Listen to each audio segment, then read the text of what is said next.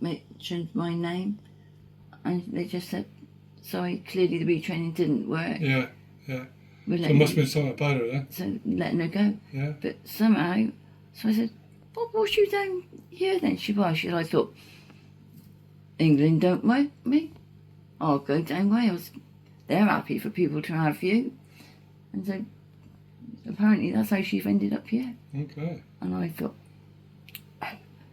but she said, I promise I'll be nice. I went, okay. I said, I would really love, because I said, I don't know how much you know, I said, with Welsh people. I said, most of us, I said, very happy going. I said, very nice temperament. I said, but I said, I have come to realise very quickly, I said, if you cross one and they've got more of a temper and then perhaps not quite so mild-mannered and nice, yeah. I said, they won't think twice. I said, they will let you know. I said, and I said, you'll know about it. And I said, when my Welsh grandmother used to say that to me, I used to think, nah, that's probably just Nan's interpretation of it.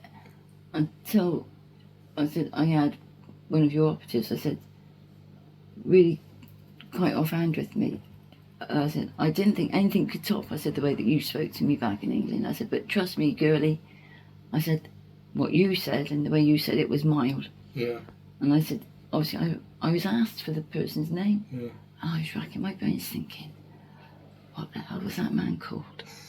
And I don't know what it was. I was thinking about something else as they were talking. And the man said something to me, and it suddenly thought, that's that person's name. It just came to mind. Yeah. And I went, have I really got to name him? I said, I've already lost someone's job before. And he went, one person doesn't lose it, it builds up, he said. And so they said that's what had happened with this other girl. But they said, I wonder if she divulged all of that to the people here. And I went, I don't know. So I didn't like to ask her that bit. I said, but we had a person come, turned up unannounced, and I just turned around and said to him, ever so politely, I wonder where you were coming today.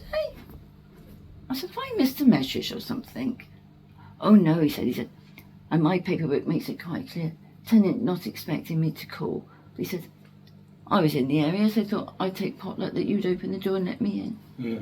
And I said, well, not being rude, but I said, it's not really a good idea with us. I said, not that I'm trying to not cooperate with you.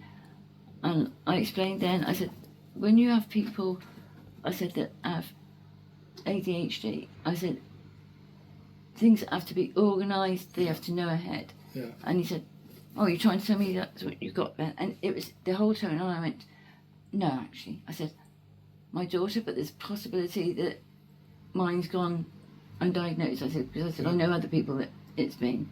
I said, your whole attitude, young man, I said, I really do not appreciate. I said, maybe you'd like to apologise to my daughter. By this time, she's in floods of tears, she's bolted upstairs. And he went, oh, did I upset the young lady? I went, yes. I said, what do you expect? And he was trying to hide his name badge, and I thought, you're trying to make sure I can't see. And I thought, too late, mate.